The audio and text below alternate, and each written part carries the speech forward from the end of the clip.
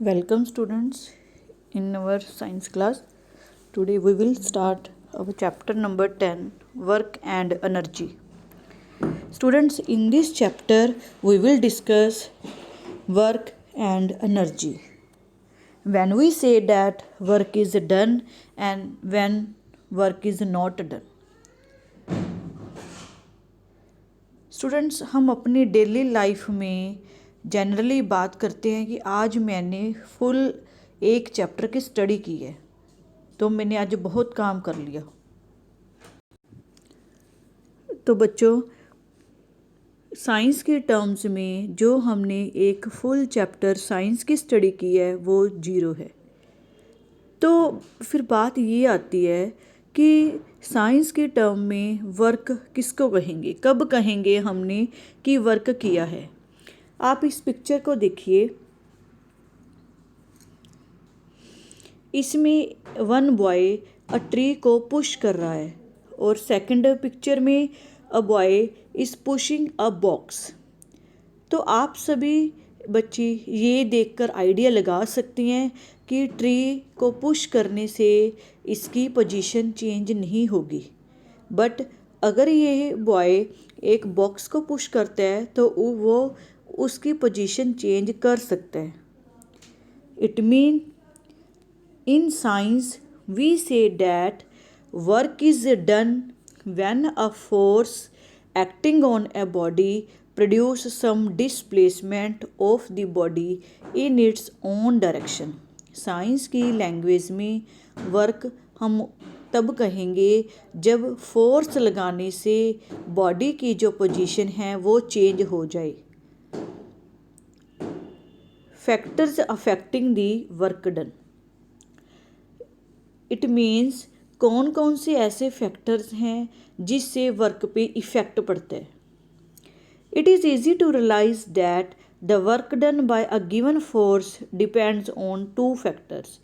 Number 1, amount of the force applied and second, displacement of the object produced by the applied force.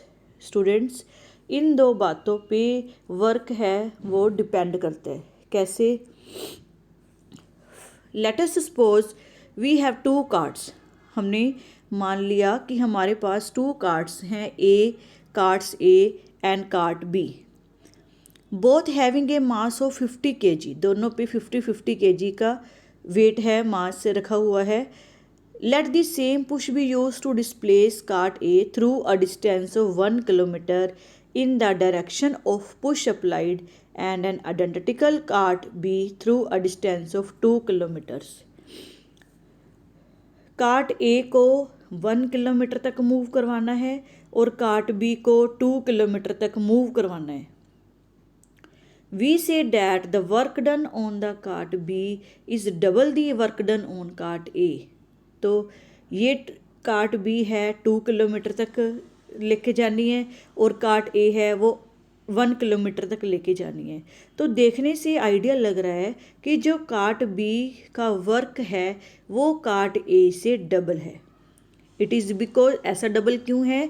क्योंकि distance travelled by the cart B is double the distance travelled by the cart A in the direction of force applied. Cart B ने work done ज़्यादा क्यों किया है? क्योंकि इसने 2 kilometre तक distance cover की है और कार्ट ए ने कम वर्क डन इसलिए किया है क्योंकि इसकी जो डिस्टेंस कवरिंग है वो कार्ट बी से कम है।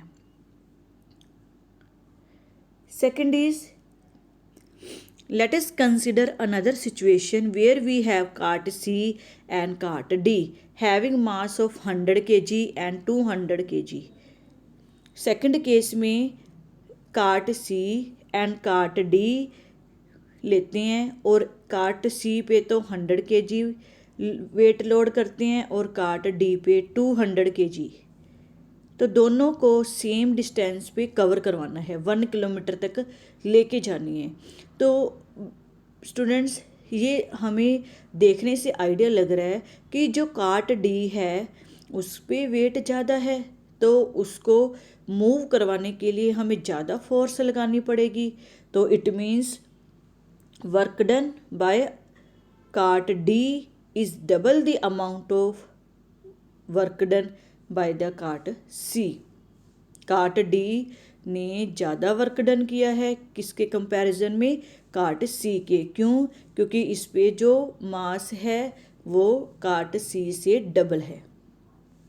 सो ये क्लियर हो गया है कि work done by a force depends on the applied force. ज़्यादा फोर्स लगेगी तो ज़्यादा वर्क डन होगा। And displacement produced by it in its own direction. अगर सेम मास है और एक बॉडी ने ज़्यादा डिस्टेंस कवर की है तो उसका वर्क डन ज़्यादा होगा।